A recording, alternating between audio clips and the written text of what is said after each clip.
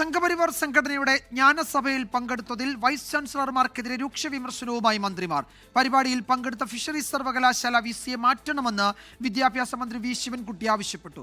വിസിമാർ academy സമൂഹത്തിന് മുന്നിൽ തലകുനിച്ചു നിൽക്കേണ്ടി വരുമെന്ന് ഉന്നത വിദ്യാഭ്യാസ വകുപ്പ് മന്ത്രി ഡോക്ടർ ആർ ബിന്ദുവും പ്രതികരിച്ചു. അതേസമയം ദേശീയ വിദ്യാഭ്യാസ സമ്മേളനത്തിൽ കേരള, കണ്ണൂർ സർവകലാശാല വിസിമാർ ഇന്നും പങ്കെടുത്തു. സംസ്ഥാന സർക്കാരിനെ പ്രതിരോധത്തിലാക്കിയായിരുന്നു RSS അനുകൂല ശിക്ഷാ സംസ്കൃതി ഉദ്ധാന്യാസിന്റെ ജ്ഞാനസഭയിൽ ഇന്നലെ വൈസ് ചാൻസലർമാർ പങ്കെടുത്തത്. കേരള, കാലിക്കറ്റ്, കണ്ണൂർ സർവകലാശാലകളിലെ വിസിമാർക്ക് പുറമെ ഫിഷറീസ് സർവകലാശാല വിസി ഡോക്ടർ എ ബിജുകുമാറും പരിപാടിയിൽ പങ്കെടുത്തത് സർക്കാരിന് ഇരട്ടിപ്രഹരമായി. സർക്കാർ നൽകിയ ലിസ്റ്റിൽ നിന്ന് ഗവർണർ നിയമിച്ച ഏക വിസിയാണ് ഡോക്ടർ എ ബിജുകുമാർ.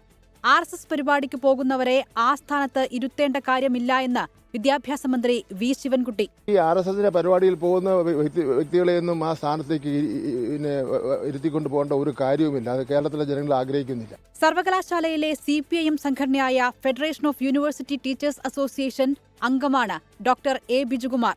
RSS മേധാവി പങ്കെടുത്ത വിദ്യാഭ്യാസ സദസ്സിൽ താൻ പങ്കെടുത്തിട്ടില്ല എന്നാണ് ഫിഷറീസ് വിസിയുടെ വിശദീകരണം. വിവാദങ്ങൾക്കിടെ ഇന്നും ദേശീയ വിദ്യാഭ്യാസ സമ്മേളനത്തിൽ കേരള, കണ്ണൂർ വിസിമാർ പങ്കെടുത്തു. പരിപാടിയിൽ പങ്കെടുത്ത വൈസ് ചാൻസലർമാർ അക്കാദമിക സമൂഹത്തിന് മുന്നിൽ തലകുമ്പിട്ട് നിൽക്കേണ്ടി വരുമെന്നാണ് ഉന്നത വിദ്യാഭ്യാസ മന്ത്രി ഡോക്ടർ ആർ ബിന്ദുവിന്റെ വിമർശനം. വിസിമാരുടെ നിലപാടിനെ UDFും വിമർശിച്ചു. അത് വളരെയേറെ പ്രതിഷേധാർഹമാണ്. അതിനോടൊരു കാരണവശാലും കോൺഗ്രസിന് യോജിക്കാൻ കഴിയില്ല. 24 കൊച്ചി.